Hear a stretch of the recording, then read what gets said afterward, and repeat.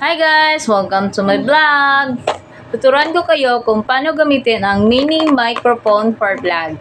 Ito ay microphone for iPhone and this is for Type-C. Kung mag-order kayo ng ganito, dapat i-check nyo sa Shopee or sa Temu kung saan kayo mag-order. Dapat i-check nyo kung tama ba yung na-order nyo. Kasi unang order ko is iPhone eh. Yung gamit ko is Type-C cellphone for vlog. So, ito yung pangalawang order ko. Microphone. For Type-C na to siya. Ito, dalawang microphone, dalawang bands, dayon, isang OTG at is charger. Itong OTG is, isaksak mo lang ito sa baba na yung cellphone at tignan nyo ito sa video na papakita ko. Para panoorin natin.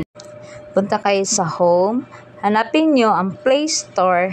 At i-click nyo ang Play Store. Kung wala pa kayong open camera, search nyo at i-download nyo.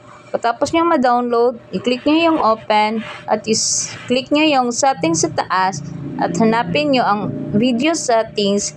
Sa video settings, i-click nyo ang audio source. Sa audio source, i-click nyo ang external mic.